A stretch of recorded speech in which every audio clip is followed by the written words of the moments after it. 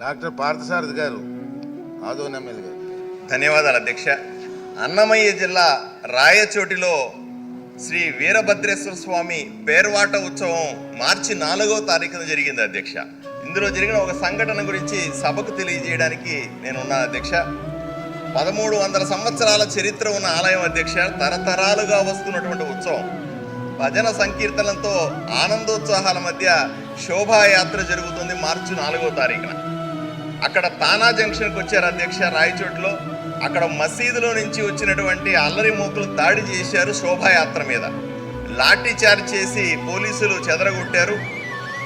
ఊరేగింపులో ఉన్న భక్తుల మీద కేసులు పెట్టారు పోలీసులు.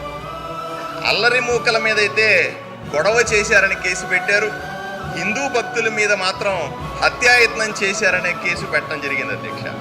అక్కడ ఎస్ఐ నరసింహారెడ్డి అనే వ్యక్తి ఎస్పీ గారికి ఒక కంప్లైంట్ రాస్తాడు అధ్యక్ష. ఆ కంప్లైంట్లో ఆయన చెప్పేది ఏంటంటే, ఊరేగింపులో ఉన్నటువంటి హిందూ భక్తులు జై శ్రీరామ్ అనే నినాదాలు చేశారు అని చెప్తాడు. అయ్యా, రాష్ట్రంలో జై శ్రీరామ్ అనే నినాదం చేయడానికి పోలీస్ అనుమతి కావాలా అని నేను హోంమంత్రిని సూటిగా ప్రశ్నిస్తా ఉన్నా.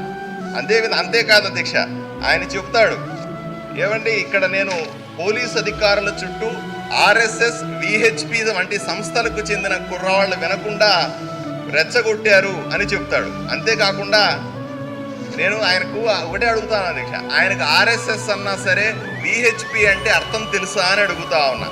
ఆర్ఎస్ఎస్ అంటే దేశం పట్ల కానీ, జాతి పట్ల కానీ, ధర్మం పట్ల కానీ, ప్రజల పట్ల కానీ నిరంతరం పనిచేసే దేశభక్త జాతీయవాద సంస్థల అధ్యక్ష. వీటిని చులకన చేసి కంప్లైంట్లో పెట్టడం, చులకనగా ఈ ఎఫ్ఐఆర్లో చేర్చడాన్ని నేను తీవ్రంగా ఖండిస్తా ఉన్నాను అధ్యక్ష.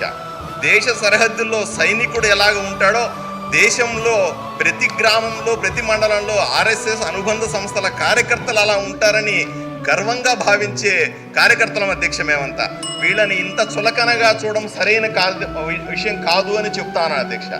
స్పష్టంగా చెప్పినట్టు అల్లరి మూకల నుంచి భక్తులను కాపాడలేని పోలీసులు తమ తప్పులు కప్పిపుచ్చుకోవడానికి ఇలా ఎవరిని బుజ్జగించడానికి కఠినమైన సెక్షన్లు పెట్టి హిందువుల మీద పోలీస్ కేసులు పెడుతున్నారు అని నేను సూటిగా ప్రశ్నిస్తా ఉన్నాను.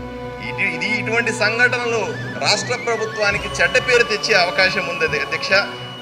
ఎవరు ఇటువంటి అల్లరి మూకలని ప్రోత్సహిస్తున్నారు, ఎవరి నాయకత్వంలో ఇవన్నీ జరుగుతున్నాయని కనుక్కొని వీటిని కఠినంగా శిక్షించాల్సిన అవసరం ఎంతైనా ఉందని చెప్తాను. ఎందుకంటే ఇటువంటి సంఘటనల మీద ప్రభుత్వం తక్షణమే కఠినంగా వ్యవహరించాలని మీ ద్వారా కోరుకుంటున్నాను అధ్యక్ష. నమస్కారం.